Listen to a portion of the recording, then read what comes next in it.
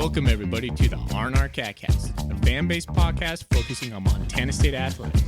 We're two dudes named Ryan from the state of Washington talking about our dear Montana State. We hope you enjoy.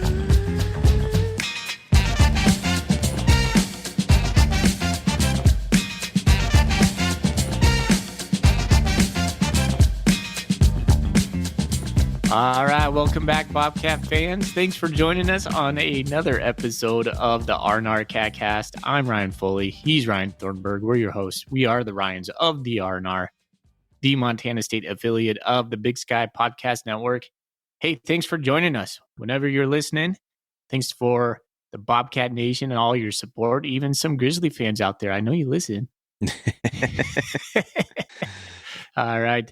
Hey, we're here to kick off the second half of the breakdown between the offense and the defense. That's what we'll be talking defense today.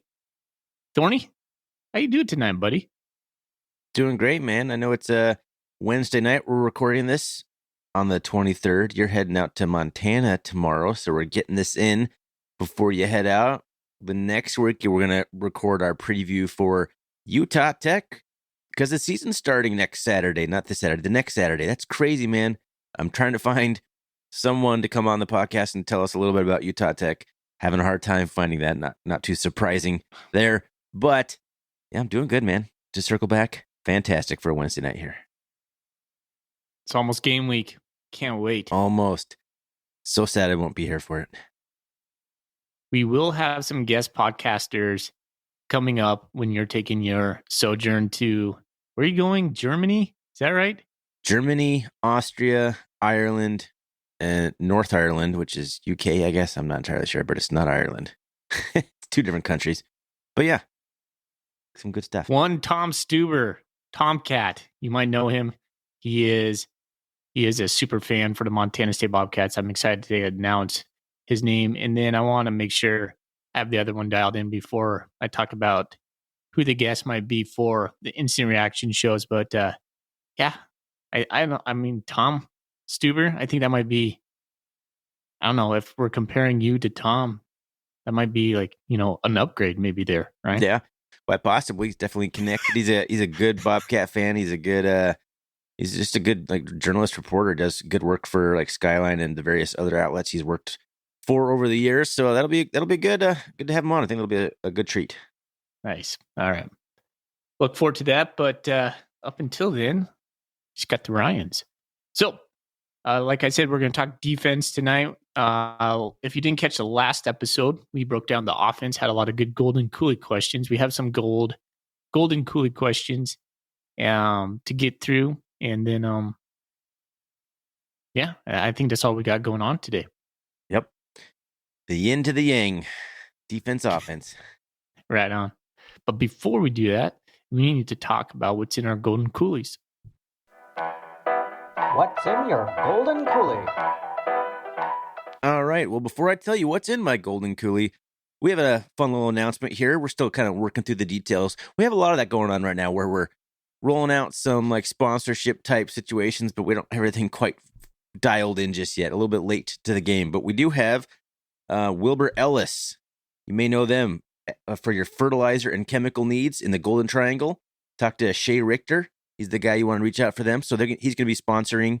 They're going to be sponsoring the Golden Coolie segment. So brought to you by Wilbur Ellis. So, Foley, what do you have in your Golden Coolie? I'm passing it back to you because I did that little blurb. There you go. Johnny Utah, Point Break from Georgetown Brewing. It's a pale ale. I've had it on a couple times before. My wife had a 6-pack of this. I just reached into the fridge. Didn't want to go into the garage fridge, which I should have done because I still think I have some of that Bozone Amber in there from when you were in town. But spoiler alert, maybe that's next week's beer. I'm not sure. Yeah. So anyways, there it is. Georgetown, Johnny Utah. Johnny Utah. I love Georgetown. They make good beer, and I love that they're just a whole bunch of Point Break themed beers. Because they got Odie's off Star Child, don't they? Or something. Don't they have one more from Point Break? They have something else from there. War Child. It's War Child, not Star Child.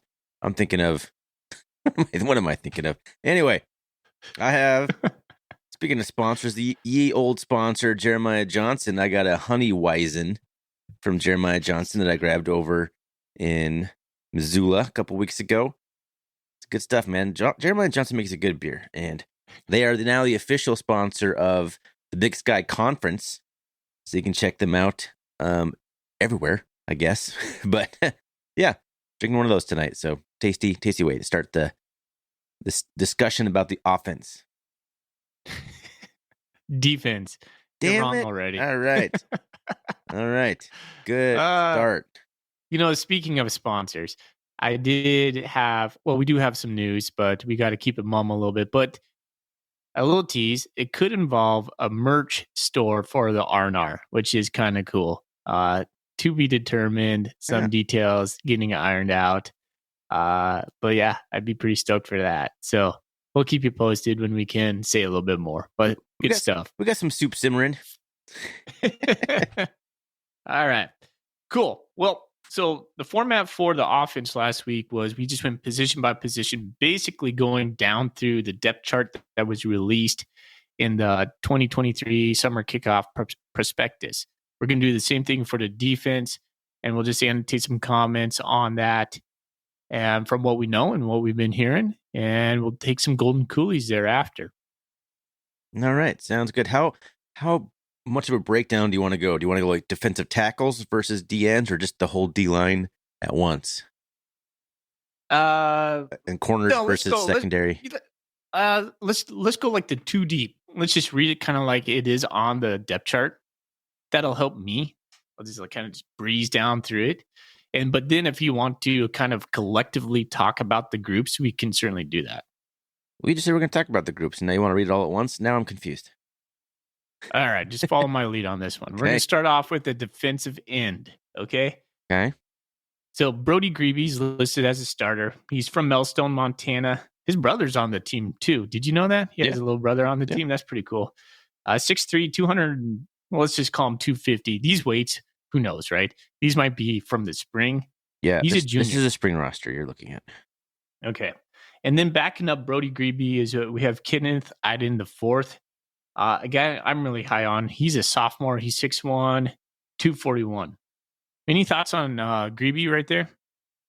I mean, Greavy's a stud, man. I think he's going to have a big year in terms of his impact. His stats may not be real big, but he's a guy that, he was voted preseason All-American, right? Or preseason All-Conference, excuse me. I'm pretty sure he was. But the point, he has respect. Teams had to prepare for him. He's going to have a good year. I love Greavy on the strong side. I could see Kenneth Iden popping over to what they call the rush side as well, or maybe vice versa. Maybe Brody holds on the rush side, and then Kenneth Iden goes on the other side. Getting both those guys on at the same time, I don't know. Maybe that's a question for someone else besides us. I know Vim would know something like that if they would play at the same time. But Kenneth Iden, to me, is kind of one of my breakout stars of the year. I think he's going to be a guy that just we depend on. We need him, right? I mean, we talk about being the depth on the defensive line and the offensive line. He's a depth piece, and he could be certainly a starter for most teams in the Big Sky. So I'm really high on both these guys. All conference guys, both of them, they have that potential for sure. So we're pretty stacked right there. So are they Daniel Hardy? I don't know about that, but they're pretty stacked. I mean, they're awesome. Who is Daniel Hardy? That guy was a freak athlete, number one. But going back to that, if you listen to our preseason preview episode, we had a listener Golden Coolie question about starters. You had to pick the starters for the offense.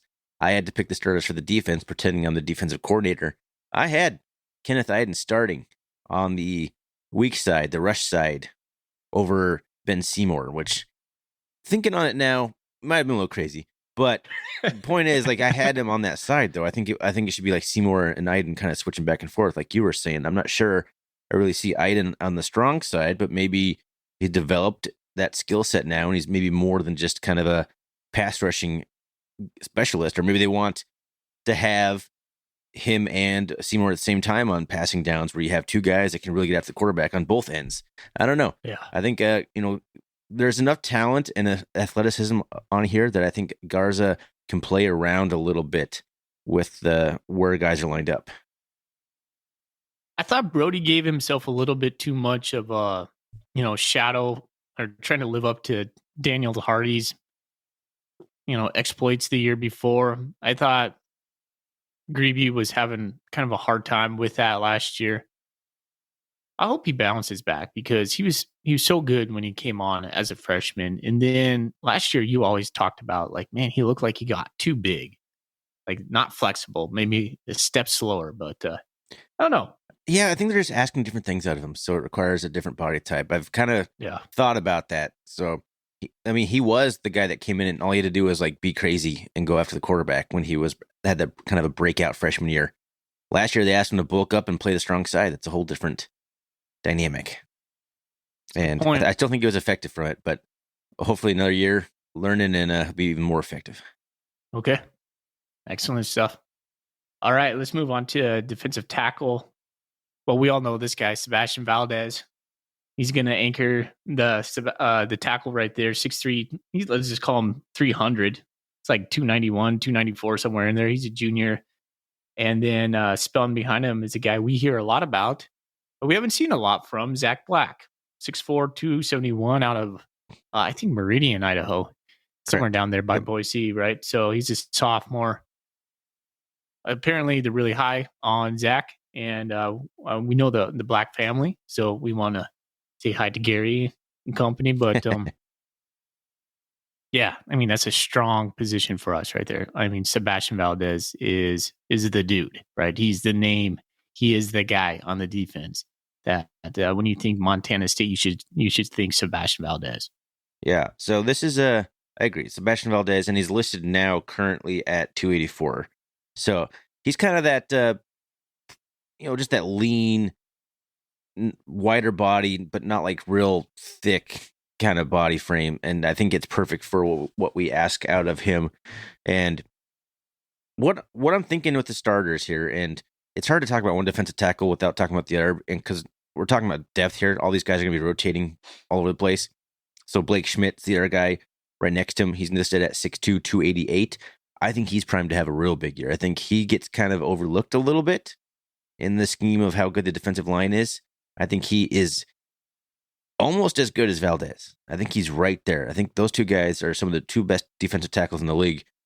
But where the Bobcats really need to improve is the depth. And you mentioned some guys already. Zach Black, I think the coaches are high on him. And he's going to have a big year. We're going to have to count on a lot of these guys to produce if you want to go deep in the playoffs. Because you're a guy that been here for a couple years, and I'm hearing he had a pretty good camp, and he's the biggest and strongest he's been since he's been here. Is Blake Heel? He's 6'3", 273, number 33. Great number. Love that number.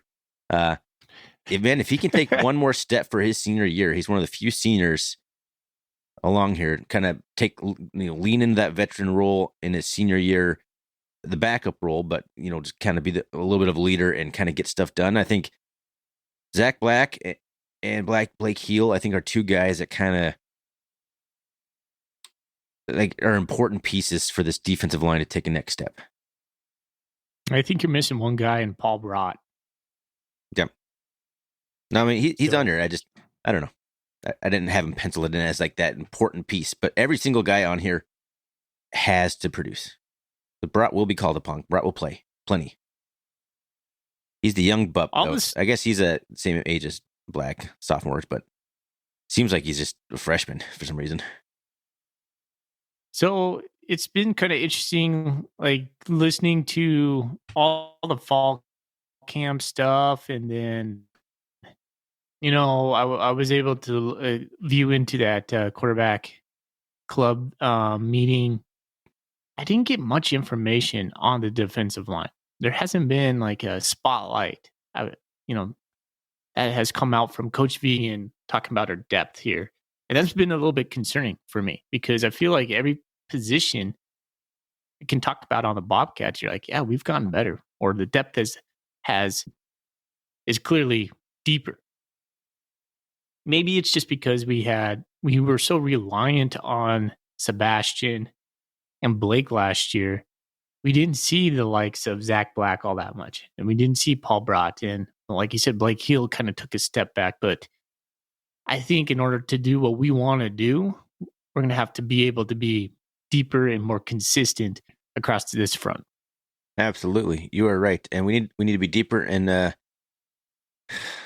frankly, a little bit bigger than we have been. And I'm not sure we're there. If you read Bobcat Nation, if you read guys like Vim or even Tom Stuber, I want to say that they had talked about the fact that the Cats were trying to bring in a defensive tackle transfer in the offseason. I could be wrong about that. Mm-hmm. That's going off memory. I think they wanted to bring someone in here. I don't know if they just struck out or maybe they use that scholarship for something else. I'm not sure, but there's some younger guys on the roster, but they're not as big. They still need time to develop. So the guys we mentioned there, they're going to be the ones kind of carrying it. And I don't know, like a guy like David Alston, who's a pretty big defensive end, if he could come inside and kind of do an Amandre Williams type situation here and there. But those are the guys. Those are the core guys, and they're going to have to stay healthy, and they're going to have to produce. They did bring in a guy. Looks like his name's Nicholas Corum from Bismarck, North Dakota, Central Lakes JUCO. He's a junior, 6'2", 269. That's right. I do remember that. Now I'm looking at the roster. I haven't heard a single thing about him anywhere. Yeah. I don't know if he's even playing. Is he hurt? I don't know. I think that Ryder Trujillo looks like a good freshman out of Orange County. I mean, there's two guys on here that are pretty big names from Montana. I got Talon Marsh and Zach Cruz. But those are, those guys are both like ends. Marsh is listed as a DL, and he's 247, 6'1". I mean, he's not physically there yet, not to play on the interior anyway. Cruz, I think, is probably ready. He hasn't played football in a while, so I know he's been in the weight room. Guy like that, we're sitting around waiting to get kind of back into football. We don't need to kind of hash out what happened with Zach Cruz, but this is probably his third year in college, or would be his third year after high school. He hasn't played like any, but I know he's been in the weight room, so he's probably like 20, pushing 21 years old at this point. So he's not just a freshman sitting there at 6'4", 228. He's older. Yeah, I guess if you're talking defensive end, beyond Ben Seymour and David Alston, who are 1-2 on the rush end, Hunter Parsons is a name that popped up to me. Mm-hmm. That I think I've heard Coach Vegan talk about. So, the defensive end on that side. So, a lot of young guys, a lot of unproven guys. I guess that's when we come back kind of full circle. We talked about that and just the depth. We just haven't seen it. So, depends on who's our defensive line coach. Sean Howe. Yeah. Really like that guy. Like, he's been here the whole time with Vegan. Solid coach. When I talk to the parents who we know on the defensive line, all the players really love him. And there was like a lot of hesitation when he was hired, I remember. Yeah. People weren't happy with that for various reasons. I don't know if it was his track record, his resume, or the guy they're replacing that was really loved. Who was it? Byron Hout. Byron Hout, yeah. So I think it was just a case of, you're not Byron Hout. But I think he's proven to be a pretty good coach. I wanted Byron Hout to be the head coach. You did, point. Yeah. I was going down a deep dive at that time in my life. Choate was leaving. I was like, let's keep this thing going. He's a Choate guy. It could still be in the cards, man, like down the road. So you could circle back. There's we could have a whole episode on who could take over. Coach Vegan leaves, like who could take over, or, we really, the elephant in the room with Willie Mack and Taylor Housewright, whatever happens on that front, there's some good discussions to be had about who could fill in those positions. And I think there's the guys already. We know the guys that could be the dudes. That sounds like a May podcast. Yeah, May, June, that one. Right in the middle of like late spring, early summer, when there's just nothing going on. All right, let's talk about let's fantasize about who could replace Brent Vegan when he eventually moves on. Yeah, right. But although we might be forced to talk about defensive and offensive coordinators, but we'll see what happens, man. Yeah, there's some pending stuff happening there. We haven't talked a whole lot about that on this podcast. I just wonder a little bit how much of a distraction it ends up being during the season. And ultimately, if there's anything decided in court during the season, what happens? Like, what decisions are made? So there's just question marks. Like, they're already planning for it. Like, you would scenario think so. A and scenario they B. have like, to. there's already a pecking order is the right term, but there's a plan. There's a plan. There has to be a plan. You told me before that you think Brent Vegan is playing chess when everyone else is playing checkers. And I know you mean that more in terms of like probably game planning and stuff, but I think it probably applies here too. I think he's got some moves planned out ahead. But not a fun situation for the Bobcats right now with this hanging over the head. It's bugging me. It's been eating me. I just want resolution one way or the other, you know? Gotta be patient. I know. Gotta let this thing play out. I know. And that's the official stance of Montana State, and it is what it is. Ben Seymour. Let's finish off the defensive line discussion here. We haven't talked too much about him, man. He's the rush end. You mentioned he's starting. I think he has to have a big year. I like Ben Seymour. I think he needs to be better, though. Well, he's maxing his potential because he's only 240 pounds. He's not that big of a dude. So setting the edge at that size is hard. And he can help that. I mean, he is who he is. He is who he is. So is he being utilized incorrectly then? I don't know. Like, could David Alston, the guy spelling him, could take a step forward and be that guy. He's just been so streaky. Like, David Alston gets in there. He's like, holy cow. He flashes and then he just disappears. So we need some more consistency from him. Mm-hmm. But yeah, both those guys are seniors too, by the way. That's one of the older positions we have right there. Yeah, if David Alston can take a step forward and be like a guy you can rely on, that would help the defensive line tremendously. I haven't seen enough out of him to think that that's going to happen. Go back to Montana State playing Weber State last year, first game. Go back to some of the games where we kind of struggled. Where did we struggle? We struggled with setting the edge. And if you can't set the edge, you don't have a defense. We need Ben Seymour, whoever's on that rush end, to do better job of that. So, in general, the Montana State defense needs to take a step there. No, I mean, we put our linebackers and our safeties in pretty bad positions last year. Just like a running back just takes a handoff, angles to the right, and then just runs around the edge, and all of a sudden he's free. Yeah. And we did not tackle well a lot of times. There's a lot of problems with the defense last year, but, you're putting guys in one-on-one tackling situations. That's never easy. No. So, anyway, I think the defensive line will be better. I don't know if is it national championship? Can they stop Isaiah Davis and South Dakota State level yet? TBD. I'm not writing them off, but I'm not saying they're there. No. Right? That's a good way of putting it. A lot changes throughout the season too. Mm-hmm. Right? Everybody's going to make a huge deal when we play the Jackrabbits in 3 weeks about like, oh man, it's going to mean this, it's going to mean that. It's not going to be a whole lot, honestly. No. You look at, just take a look at the Grizzlies. When they get big wins early on in the season, like if we come out of that and we're number one in the nation, that's a whole nother narrative, like, right?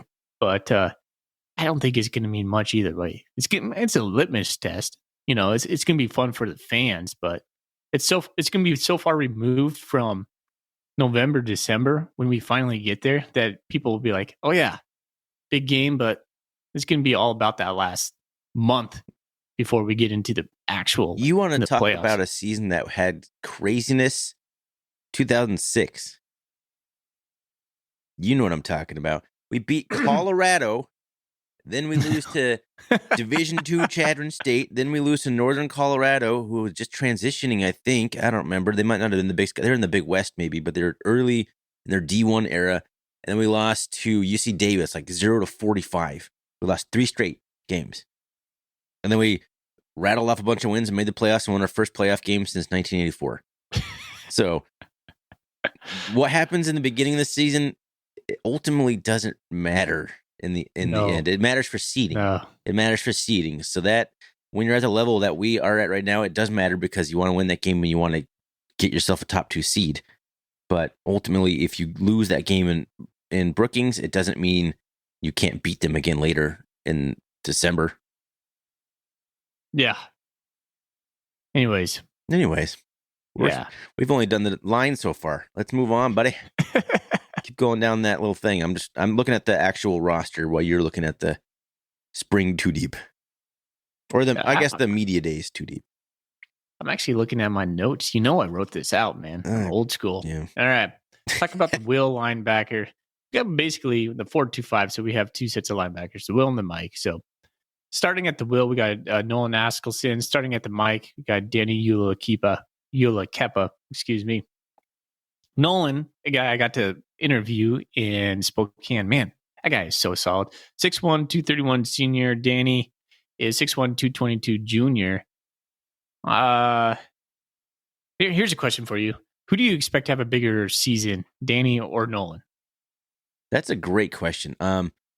Who do I expect to have a bigger season is probably Askelson. Who do I hope has a bigger season is Danny Yu. See, I would just flip-flop.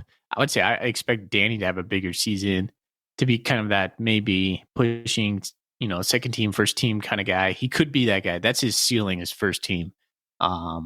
Big Sky right now. There is a young crop of linebackers coming behind them that are making waves right now. Namely, McKade O'Reilly. He's going to be the third linebacker in the mix of everything. He will play both positions per vegan. And apparently, he just picks it up. And he looks faster than Callahan to me, side to side. I'm really stoked for that guy. Another guy you're gonna know about is Neil Daly, another young guy, sophomore, 6'3", 231. So where we didn't have good depth in linebacker last year, I think we have some 2 solid guys to spell Nolan and Danny if they have to. And I wouldn't write out Cole Bullock, who's a transfer from the College of the Canyons. He's kind of that in that mix for that 3rd or 4th linebacker spot, right there with McKade O'Reilly. They're both juniors. I'm looking at the roster right now. McKade O'Reilly is only listed at 6', 214. That's like Mac Bignell size. That's even like smaller than Mac Bignell. And you're talking about like faster than his brother. Well, I'm pretty sure he's 30 pounds lighter than his brother. I'm pretty sure Callahan was running in the 240s by the time he was a senior. Gosh, that O'Reilly family's just deep with talent. Yep. But yeah, we got 4 guys there I think are going to be solid. And you got, like you said, a bunch of younger guys behind that, redshirt freshmen and a couple sophomores mainly. But those are going to be the 4 guys I think you want to keep an eye on that will get playing time. They'll all play in various ways. But do you think the linebacker group is going to be better or worse than last year, or maybe on par? I think better, to be honest. I think we'll have more depth. It's going to be hard to replace a guy like Callahan. So as far as like star power, maybe Danny, you could take that. I really hope Nolan stays healthy. But overall, I feel more comfortable going in with our linebackers this year because I think our depth is better, mainly with McKade back there. He's flashed in the spring game. Coach Vegan talked about him here in the fall. He's going to be a guy that will be an emerging star for the Bobcats. All right. Can't say I disagree with that. All right. Let's move on to the nickel. And this has been a well-talked about contest between Caden Dowler and Lavelle Price Jr. 2 different guys. I could see Lavelle Price Jr. being the coverage nickel, where Caden's more like the box nickel.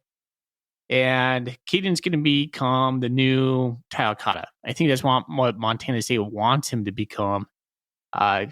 We've heard really good things. It's time to see it now. Us fans are just hearing. We want to watch this now. So where Taco was the star last year, now Caden has that shine. I hope he can live up to it because he's been getting a lot of publicity in the media. So he's 6 foot. So he's taller than his brother, about 200 pounds, both sophomores, right? And then Lavelle, man, if you hadn't caught Lavelle's interview on 406 the other week, what a standout guy.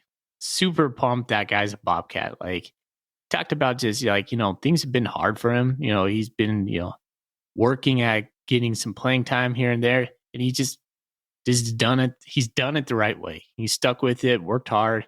Now he's getting his shot. So super happy for him. But quite a bit different. 5'8", 194. He's a senior. Started out as a corner, so he has that corner ability. I can see those guys switching depending on the down. I could see Lavelle coming in and passing downs, maybe Caden coming in. I don't know. I think Caden's going to blitz. I think they'll use him as a blitzer as well. So, hard to say. It's hard to say. I do think that you're right on the split. I think both guys will play, and I think it will be dependent on the down and situation. You say 194 on that 2 deep, Lavelle Price?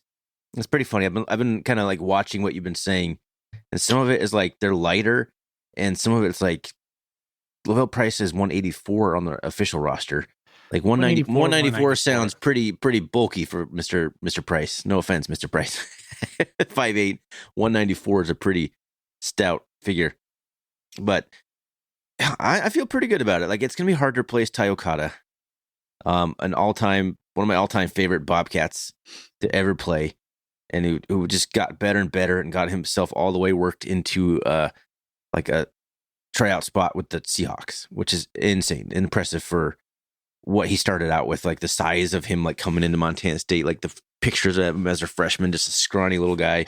And time he was like a senior was just beefcake for his frame. But then the other guy we've heard a lot about, or at least I had previously, I haven't heard about him too much lately in the fall camp, I guess, is Aiden Parks. The guy that I think he's there, a guy that could be potentially mixing it in there. He is a 6 foot, 219 pound sophomore, man. He was a highly regarded recruit coming into Montana State as a linebacker. I remember him being one of my favorite guys of the class that he was in. I thought he could be the star, but he hasn't really found his footing yet. But perhaps moving him to safety or nickel, he might be able to find some playing time and kind of show what he can do. So I think we got 3 pretty good choices there to replace Okada, who was kind of the everything guy there. But it's interesting looking at the roster here. They do have Ryland Ort listed officially on the website, safety/nickel. And there's only 3 guys that have that designation. It's Ryland Ort, Caden Dowler, and Lavelle Price. Yeah, because Ryland Ort plays strong safety. I think some of the roles get the same on the nickel there. I think nickels is in this 4-2-5 defense is a star position. It is a very important position in this defense. I think going forward, you'll see like star players playing nickel for Montana State. It's going to be something, when you talk defense on Montana State, you will know who the nickel is going forward. And I think they want Caden to take that role. But I'm also really stoked to see Lavelle out there. So I'm tickled, man. I can't wait to watch these 2 guys. Kind of like the old Buck position with Jamie Marshall and Rob Ash. That was like, you knew who it was, and he was damn good. That's kind of like how it is now with the nickel. You're right there. I think that's a good observation. Okay. Now let's get into the secondary. The much maligned secondary from last year. Everybody was complaining about, including us. This is where I think we're going to take some big steps going into this season. Start on one corner. We have Miles Jackson and Devin Davis. And we're going to talk about a lot of these dudes where we haven't seen them. There's going to be a lot of rotation in there. Miles Jackson's 5'11", 190 junior. Devin Davis is listed as 6'1", 195 sophomore, at least on mine. You're shaking your head over there? Oh, no, I was burping. trying to disguise my burp. Devin Davis was slated to start last year before he got hurt. I think he got hurt right in camp or something. Yeah. So he's had a rough go. Talk about another guy who had such a good interview with 406, right? He just seems like such a likable guy. And man, I'm just rooting for it. Like, he gained a fan in Ryan Foley for sure. So I think Devin Davis could play both sides of the corner. But any thoughts on those two dudes? I really like Devin Davis. I like his size. Obviously, you look at it, 6'1", 195. Yeah. If you can get a guy who can cover pretty well in the Big Sky Conference at that size, that's a huge, huge plus. And I think Miles Jackson is a guy that they've been high on for a couple of years, and we've been kind of waiting for Miles Jackson. Like, he was a pretty highly recruited guy himself. Like, okay, he's a junior. I've always kind of said, like, if by the time you get to be a junior, you got to kind of start, producing, right? Yeah. If you're either going to fade into being a role player, backup player, which is fine. There's nothing wrong with that. Or you need to take that step by the time you're a junior. I think Miles Jackson has that ability to do that. He's 5'11", 194, which is pretty good size, especially in the FCS in the Big Sky. 5'11" is plenty big. So we got some pretty tall cornerbacks, and I think I feel a lot better about the position group than I did last year. So this spot opposite of Simeon Wood, or the other corner, this is where we could see a freshman come in, and the name that's been popping right now is a guy named Andrew Powdrell, a 165-pound freshman from, I think, Woodland, Texas. What's his height there? I haven't. 5'10", 171. 5'10", 171. Yeah. Well, Coach Vegan was talking really highly of this guy, and we got to see some tape. Oh, you're talking about, I'm sorry, Andrew Powder. Yeah, he's 5'10", 164. 5'10", 164. Okay, yeah. Insanely fast. One of the fastest guys on the team. Insanely strong. And the highlights we got to see from him, Thorny, just a dog. Holy cow! Like, hitting hard. It's like a heat-seeking missile. Like, just shedding. He was just around the ball, and you're like, wow. It speaks for itself. So don't be surprised if we start seeing that guy opposite of Simeon. And that's assuming Simeon gets better at man coverage. We all know he had some struggles with that. He's going into his junior year, but I'm assuming he's going to be one of the starting corners. Yeah. So there's just a name to keep in mind. Put that in your back pocket. Andrew Powdrell. And we talked about this last week too, right? This is one of the positions where young guys can play. I mean, if you have the talent, you can play as a freshman. Yeah, at defensive back. It's one of the weird positions where a lot of times a guy will come out as a freshman, and then they won't be as good, or they won't have as good of a year anyway. Sophomore slump. Yeah, it just seems to be like that's a position where that kind of can happen sometimes, and maybe that's what happened with Simeon a little bit. So I expect a good year out of Simeon Woodard. I expect him to be the starter. I expect him to have that side locked down.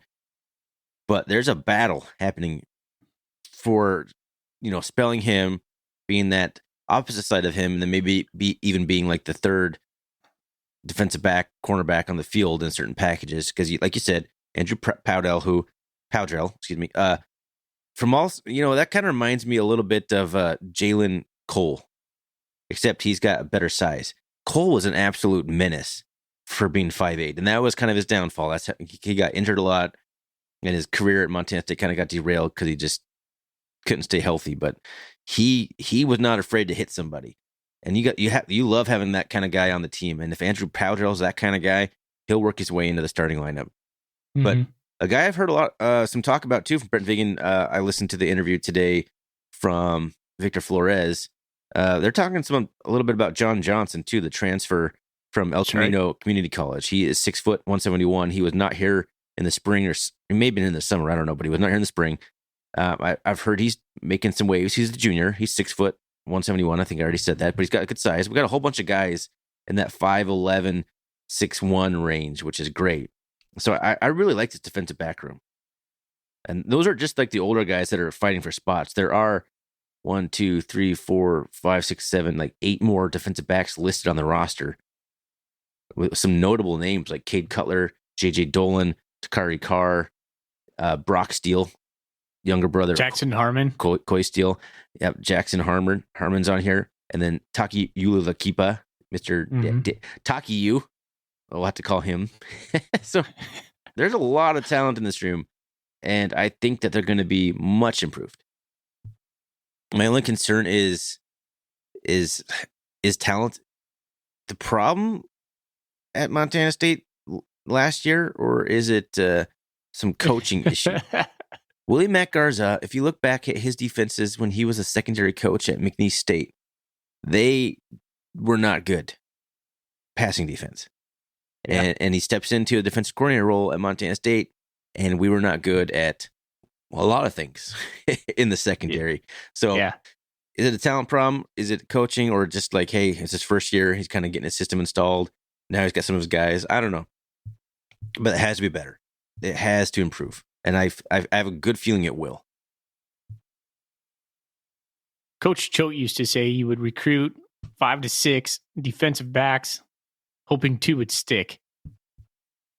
Is that where you're at on these guys? We had so many defensive backs leave the program. Yeah, we had some trouble. And that was part of the problem last year. Remember, we had oh man, who's that stud guy we had transfer to Sac State? What was his name? Like our best cornerback. That's going to drive me crazy. I think that was 2 years ago. But yeah, I know who you're talking about. But yeah, coming into the season, we had like a guy. Oh, and then the other guy, another guy that was highly recruited, just like walked away from football or went back home. There was some attrition last year, like into the summer, into the fall, that made the position look a lot worse. So I think you're right, though. You kind of have to have that many guys. That's why there's so many listed on the roster. Because eventually, or you might move guys around or something, but you got to have a lot of guys back there. All right. Let's talk about the safeties, the strong safeties and the free safeties. We'll start with the strong safeties. Kid out of Missoula, junior, Rylan Ort. Big year for him. 6'1", about 200 pounds, 200 plus. They got him at 207 now. Yeah. I see him as maybe having that vocal leadership Okada had. He seems like that guy to me. Like, he's going to be the guy that knows everybody's role, can get everybody lined up. Just a leader out there for us. Huge year for him. And he's only a junior. Super stoked for that, right?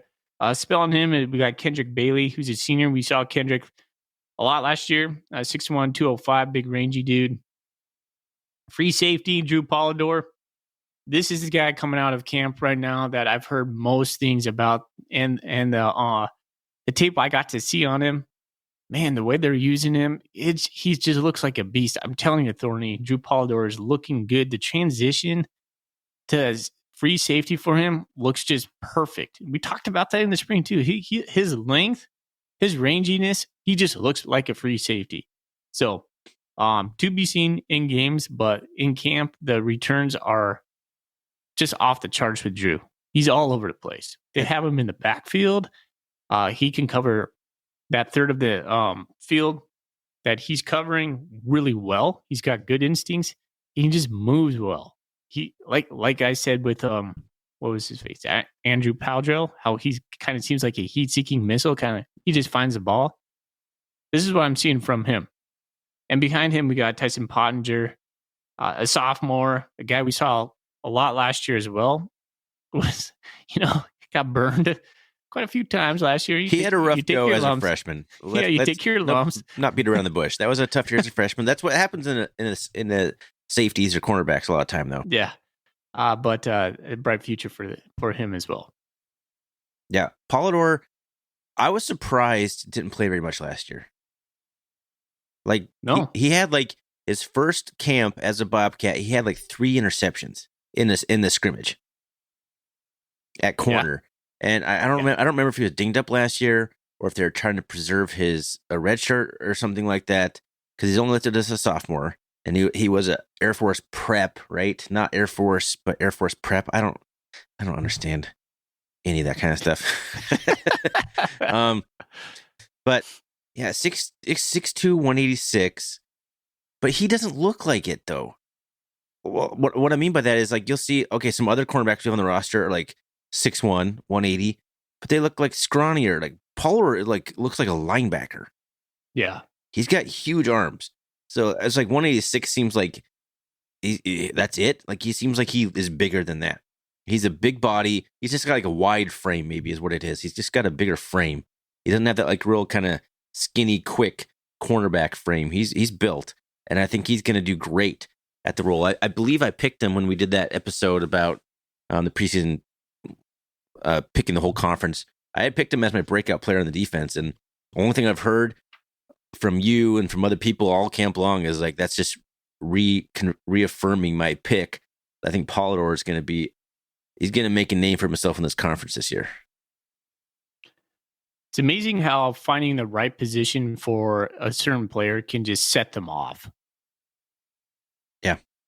No, there's been plenty of that in even just Bobcat, lately, guys switching positions and excelling. And I think I expect big things out of him. Rylan Ort, after his little suspension he served, which, man, how unfortunate was that? I don't know. I don't remember the whole details of it. I don't think he did anything on purpose, but he had to miss the national championship game because of it, which just got to be gut-wrenching. And then he missed a bunch of time last year, and they couldn't get him reinstated. Who knows what was going on there? Red tape. Who knows? But he got back in, and everyone was just... I remember the prevalent thinking was, Rylan Ort's going to fix this defense. Like, just day one. I think there's people that were that hopeful, and it didn't turn out to be the case. Yeah. But he got better and better as the year went on, though. So I think now, going into his junior year, I expect him to have like an all-conference level season. He is that talented. He's that big, 6'1", 207. That's plenty big. He's rangy. He tackles pretty well in space. He's one of the better tacklers in the secondary. I don't know if anybody back there is an elite tackler, but I know a few guys back there are not great tacklers. So the fact that he is, I think he's pretty darn good tackler. I think that's going to be just fine. I think a combination of him and Polidor is going to be an imposing, good combination for the Big Sky. I think we'll ask a lot out of our safeties because we play a lot of man coverage. Yes. We're not just playing like two high shells where you're just taking a quarter of the field, right? So Rylan is almost like he has duties where, he has to come up in the box just like a nickel. It's almost like a nickel hybrid, right? Yeah, we ask a lot of these guys. They need to know a lot of what's going on, and they need to be aligned correctly. These are tough positions. Young guys are going to take their lumps here, but between Polidor and Ort, I think that's a really good 1-2 tandem right there. Yep. I think better than we've probably had in a while, to be honest. They kind of use Ort, and I didn't really make this connection, and I'm blanking his name. It's going to kill me. He reminds me, and he has the ability to be like that Bryson McCabe. That's who it is. Remember him? Yeah. The safety for Jimmy Marshall, transferred from South Dakota State, I'm pretty sure. He was like 6'1", 220. He was pretty big, but they used him a lot at the line of scrimmage. He was a really good tackler. He was really hard. Who's your favorite safety of all time? I mean, that's an easy answer, man. It's Ryan Force. Oh, serious? Yeah, man. I loved Ryan Force. That's my formative Bobcat years. Unless you're someone that's like head and shoulders above anybody I liked in that mid-2000s range, there's a lot of guys that are top of the list still. Like Ryan Force over Kane Ione? Yeah. Oh, whoa.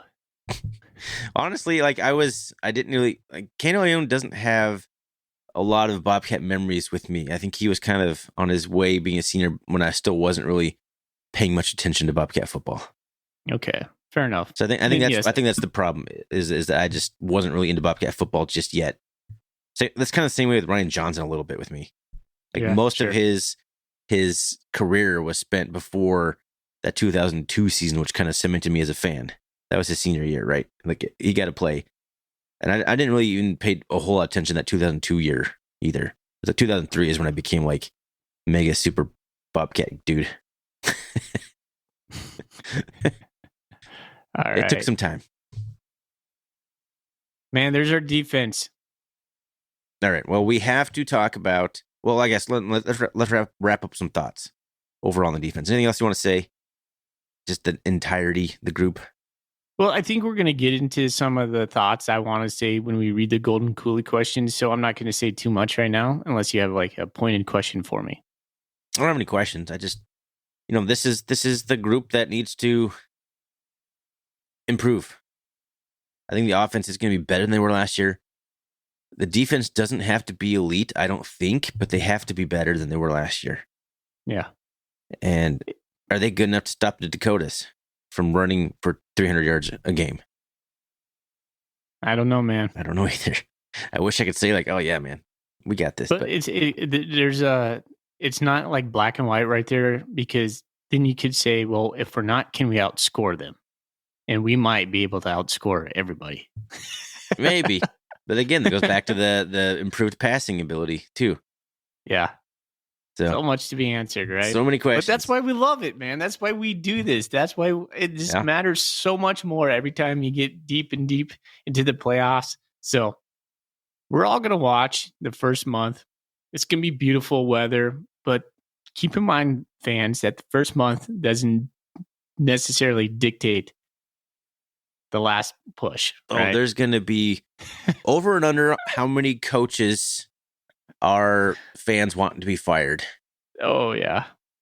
Yeah, that's where we're at right now. So like that's like a curse of being a good team, is just the hyperbolic takes and craziness on the Bobcat Nation. And I'm not on Twitter anymore, but you love it and you see it every day. You get to see the worst of America right there. Like, what if we come out and we beat Utah Tech like 17-7? The Bobcat Nation will explode. Meltdown City. Implosion. And I will be grumpy too. Like, we will, but you just got to take those steps back. Yeah. So, all right. So I know you got some Golden Coolie questions at the end, but we need to talk a little bit about the specialists. Oh yeah. We got it. We got to do it. The new guy, the tall drink of water, the 6'9" punt it out of the stadium. Oh my gosh! And I don't. What is his name? I don't have it in front of me. That's really good podcasting. Let me consult. Brendan Hall. I knew it was. There it is. Hall. I just couldn't remember his first name. All right. Yeah, 6'9", 232. Transferred from SMU. He's a junior. Heard pretty much nothing but good things about what he's been doing in camp and everything. He's got a lot of hang time on his punts. I don't know about his accuracy. People say it sounds different. People say it sounds different. Well, it's probably because you have to drop it an extra 2 feet, There's a whole debate on that. It spins different. It's knuckling up there. People are having trouble catching it. He's basically Randy Johnson of punters.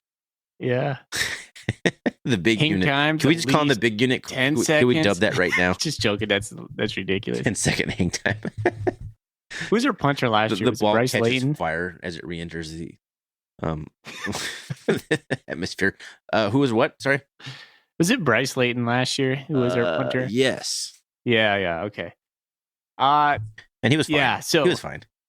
The thing I heard was if Bryce got 4 seconds, that was good. If Brendan's getting 4, it's bad. So, just his ability to not only get 40 to 50 yards on the pump, but 4 to 5 seconds of hang time, that's huge for us. And because it's that high and has some wicked spin, apparently, it's really hard to track. It's kind of like a foul ball that's just moving on you. So people are predicting lots of turnovers. A lot of guys muffing the punt, and it's good to see. So, we got him for a year. He's a senior, right? Well, he's listed as a junior. Never mind. I was wrong. We got him. My question is, if Mr. Rocket Leg put the spin on the ball, no one can catch it, weapon, why did he transfer from SMU? I mean, it says he's mechanical engineering, so that could just be the simple answer right there. Yeah. But I doubt he lost his job at SMU, or did he? If he lost his job at SMU. I don't know. Punting's a weird... I've always felt like kicking, like if you can kick, it doesn't really matter where you play. You're not playing against competition. I guess you can... Can you handle giant stadiums with all the pressure? You'd want maybe someone who's been kicking at Penn State versus Montana State. But if you can kick it 60 yards, a 60-yard field goal consistently, they'll find you no matter where you play. Correct. So, I don't know. You can punt wherever you want. Maybe he just wanted to change the scenery. Maybe he hates Texas. It's pretty hot there in the summer. Hey, so Casey Kotzman's the only other guy who has like kicking duties, and we do have Sam Snead or some sort of. I'm not looking at the roster right now, but there is another guy that's a freshman. But Casey Kotzman could be in the mix for place kicking, but other than that, and Kotzman's out of Butte, and so there's another Butte story for us. But Britton Hall has pretty much punting and kickoffs on lockdown. No, so he has kind of taken that kickoff role. I'm not sure I'd known that. I think so. And then we have our preseason All-American Tommy Sullivan snapping. Yeah, thank you for bringing him up. Got to mention Tommy. He's a weapon, man. He's an asset to the team. Oh, absolutely. He's really good. He hasn't. Just look at our first game against Weber State last year. Doing the importance, the value of a good long snapper. I went back and watched that Weber State game recently, and I still had all the feels. It was frustrating as heck to watch that game. And then it was also fun to watch Jay. Oh my gosh, I'm blanking on his name right now. Jay Hill. There it is, the coach, who's not the coach anymore. No, just lose his mind on the sideline. I mean, what do you do, man? What do you do? I don't know. Just pack it in. It's just not your day if your long snapper is snapping the ball over your punter's head 4 times. All right. Just give it up. Okay. Can we move on to some Golden Coolie questions? Yeah, of course. All right. Some good ones. Some new guys coming in. I love this. All right. Let's see here. Joe Catch Joe with another good one. Man, this guy asks good questions. If you could add any former Bobcat great to our secondary, who would you add? He says Kane Ione, but the smart pick might be Joey Thomas. A lot of responses to this one, by the way.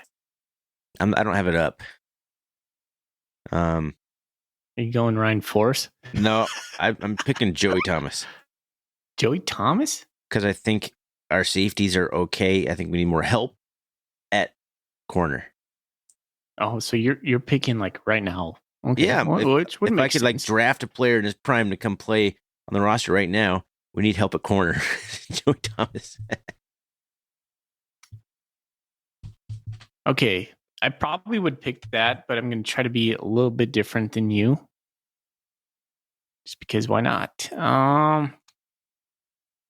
Troy Anderson. Skinny Troy Anderson. What was the question? If you could add any former Bobcat great to our secondary. The secondary? When did Troy play in the secondary? Well, he kind of did. Like, he could do really anything. When his senior year, when he played Mike, we asked him to do a lot. So I'm saying take 10 pounds off him. He could run with anybody. Troy would have been the best strong safety ever if we would have put him at strong safety.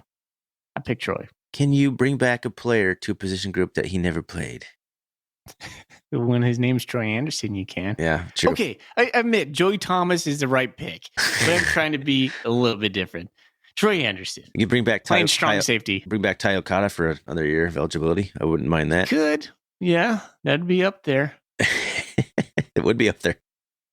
Kane Ione, very solid pick too. Gosh, man, Kane just crushed people. Like the way he hit was just different. Like I know you're in love with Ryan Force, and Ryan Force was a great safety. Like to come after Kane Ione, he filled the shoes really well. But Kane had so many tackles, and he hit guys so hard. It was unreal to watch. Yeah. I wish there was like highlights of that out there. Gosh, I could go watch. I just remember being like, how's that guy just continue to make tackles like that? Because he would just square dudes up and just demolish them. I was like, holy cow. I'm like, that guy's knocked out. And Kane would just pop up. He's like, yep, another play. Let's keep going. No, good question. He was Joe. a dude. He was a dude, yeah. Great question. All right. Next one. Bleeding Blue, who's online right now. What's your biggest worry with this defense? Good question. That it looks relatively the same. That all the issues we had last year are still issues. Yeah, I don't know if I believe with that. Mine would be the depth on defensive line. I need to see it to believe it. Yeah, I still feel like there's going to be a running back running off to the right. He goes around the edge, and nobody can tackle him in space. Yeah, I should rephrase that. That is my. If I had to guess a worry, that still exists. I actually don't think that's going to happen. But that's like my biggest worry, I guess. All right. Real or not. That's a really good question, by the way, because I think a lot of people have worries about this defense in general. I think, Ryan, would it be accurate to say that your worry comes back to the fact that Willie Matt Garza is our defensive coordinator? Yeah, kind of, yeah. Yeah. If you're going to put my feet to the fire, I don't think it's a talent problem. I don't think last year, okay, maybe a little bit. We had some guys that probably wouldn't start on many other Bobcat defenses of the past. But that doesn't mean you can have a team that doesn't have a lot of talent that still is more fundamentally sound and plays better football than what we saw on defense last year. So I'm not sure it was. I got Kendrick Bailey is a guy we picked on a little bit last year. I'm not sure he is as bad as he looked last year. Did he get put in bad positions? I don't know. I mean, there's all sorts of that kind of story. Like, is it Kendrick Bailey or is it just kind of the coaching? So, yeah, I mean, I'm not sold on Garza yet. Is it not the same scheme as Freddie Banks? Yeah, I mean, it could just be the fact that we don't have Troy Anderson and Daniel Hardy. Yeah. If we would have gone back to Freddie Banks' scheme and Troy Anderson got hurt and Daniel Hardy got hurt at the same time and Chase Benson got hurt, does the defense look like it did last year? Maybe. Well, right. Freddie Banks went to Colorado State and they were getting whacked. Yeah, they were terrible. So he got his payday. He moved on. I'm not sure that was a good move for him in the long run. That's just 1 year though. But it's hard to say. That's a great question. It's really hard to know what the issue was last year. But Bleeding Blue, that is a fantastic question. It's not nuanced because it's so big. It's not going to win the Golden Coolie today, but that is a great question. Mm-hmm. Okay. Rich K says, if Fonzie was used as a punt blocking specialist on defense, would it be worthwhile to try Tommy in that role? No. Agreed. Keep him healthy. Yeah. That's my. No. I think he would do awesome at that. I'm sitting there thinking, like, you know what? No, because the guy will punt it and he'll block it with his hand and he'll break his hand. Yeah, he'll break his hand blocking a punt. no, you take a guy who has comp speed like Powdrell, like the guy we were talking about earlier. Put him in there. Yeah, don't sacrifice. Well, there was something that Afonso did, some magic he had. It's not just about speed. It's like bursting through, being able to burst through the tackles. So it's like you want a guy who can break tackles. Yeah, like put like Jared White or something in there. It's a good point. I like that one. We have enough running backs. We could do that. Yeah. Put Garrett Kuhn. Garrett Kuhn. He's got the size too. All right. If we're looking for a running back who's blocking punts, Garrett Kuhn's the man. Questions. CNC Cat, new recruit, only 8 posts on Bobcat Nation. Will Willie Matt Garza coach the defense for every game this season? He has a couple questions. So first of all, quick take on that. I don't know. I don't think he will. Yeah, I'm leaning towards he won't. I don't know why though. I don't have any good reason for that. Yeah. Gut. Second question he asked is last year's sack total was 31. Do we beat it? And he set the over under at 37.5. So 31, including all the playoff games? He didn't. I don't know. Well, 31 seems pretty low. If regular season, that's only like what, 3 sacks a game? Yeah, we can beat that. Okay. 37.5. Over or under 37.5? Over.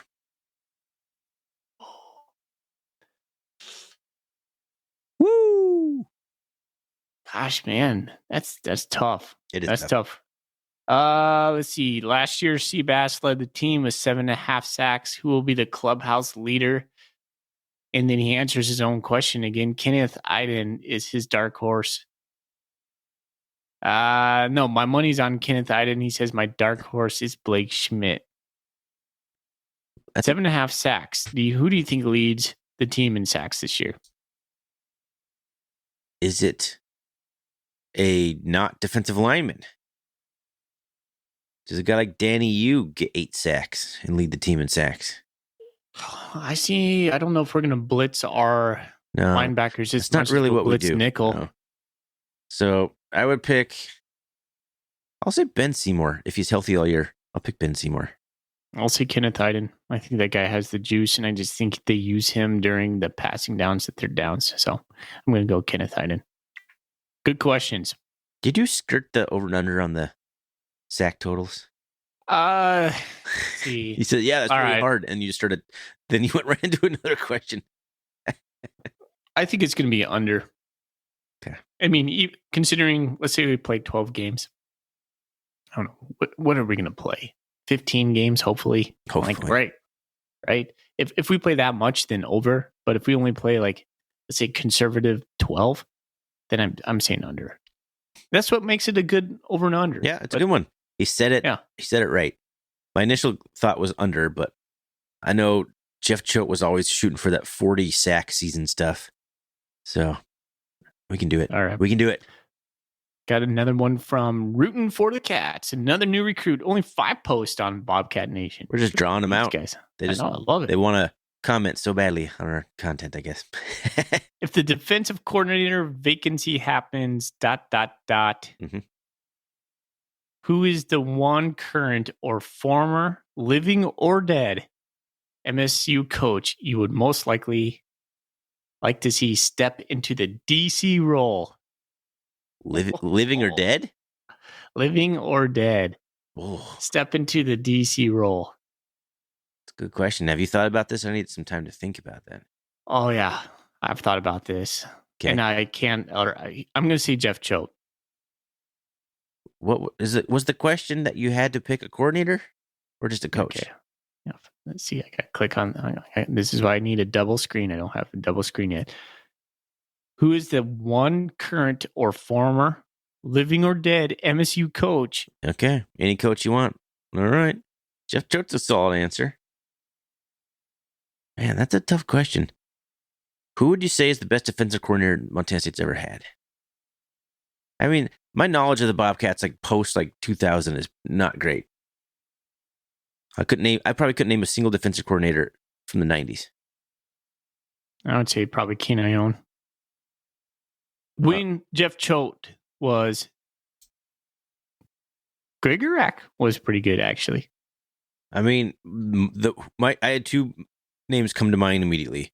One was Freddie Banks. Just to keep the continuity right back. Everyone still knows Freddie. The guys know him. Like, Freddie's back.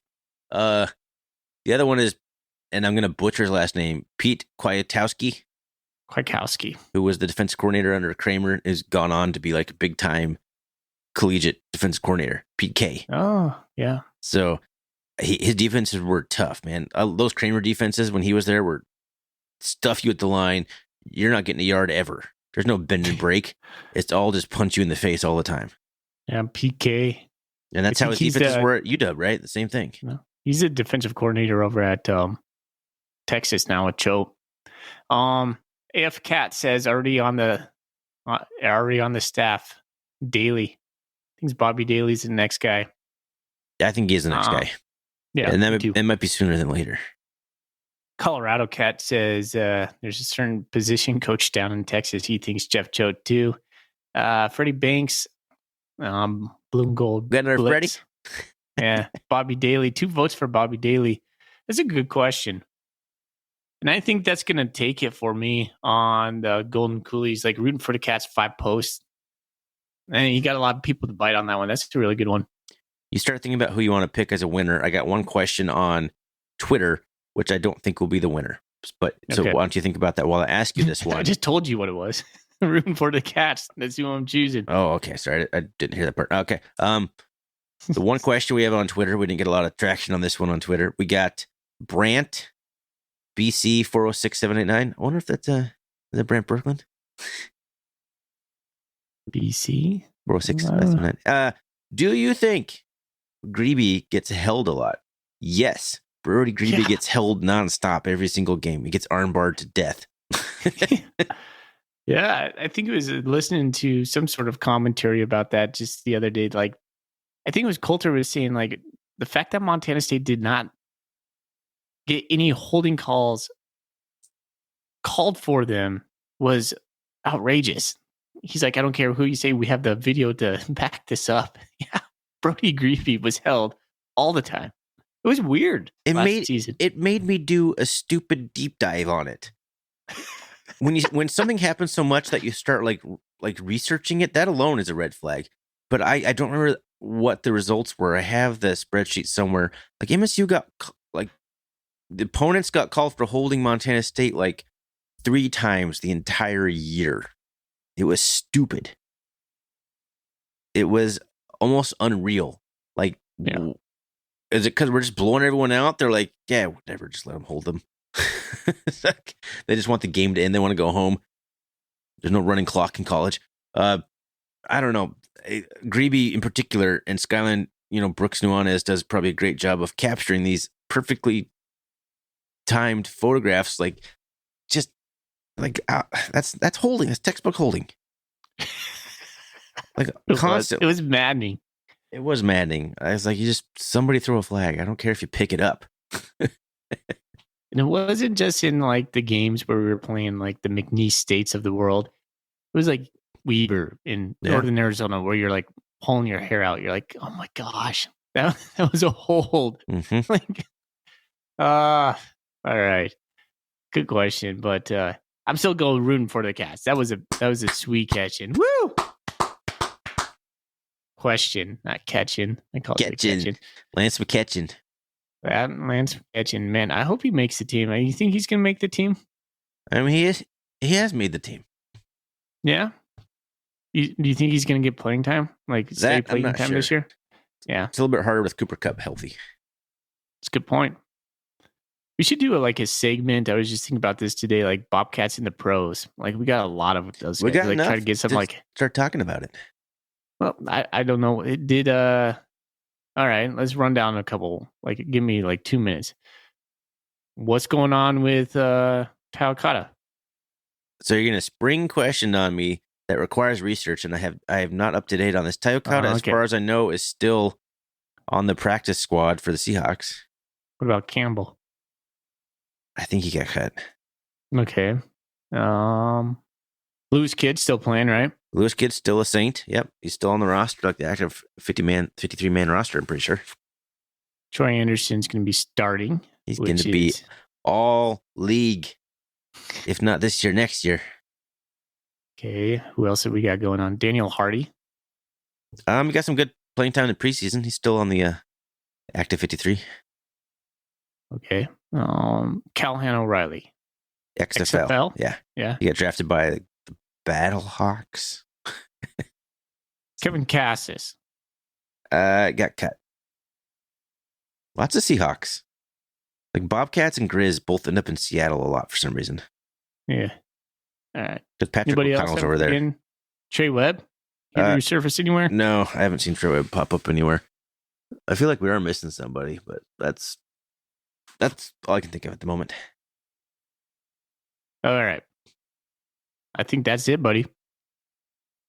All right. Well, that was fun. That was the offense to the defense from last week. That was the defense to the offense. We just talked about it. I just call it the offense again. Anyway, now you have both a defense preview and an offense preview. There you go, Bobcat fans. Hope everyone out there is excited for the season to start as we are. I feel like it's going to be a special season. I'm very excited to get back into the podcasting groove. I'm bummed I will be gone for the first 2 games, but you're in good hands with Ryan Foley, Tom Stuber, and various other guests that we have potentially in the hopper. We'll see. Thanks again to our new Golden Coolie segment sponsor, Wilbur Ellis, Shay Richter over there. Appreciate that. We'll be hearing more about them in the coming episodes. Thanks everyone to listen for. I always say that every time. Thanks everyone to listening. It doesn't make sense. Thanks Just everyone. Go with it. Just go with it for listening. Now it's in my head. Now it's like my thing. It's just something that's going to happen forever. Thanks for all the Golden Coolie questions. We appreciate that. Really makes for fun content for us. Gets us thinking about things we may not be thinking about. We appreciate that. You can always shoot us questions on Twitter, X at our CatCast, on bobcatnation.com, recurring Golden Coolie thread we have there, or just the other CatCast release thread where I post new episodes. That one's fine too. rrcatcast@gmail.com is our email address. We have a website, rrcatcast.com. And fully, man, that's it. Let's get out of here. Go Cats. Go Cats. Go Cats.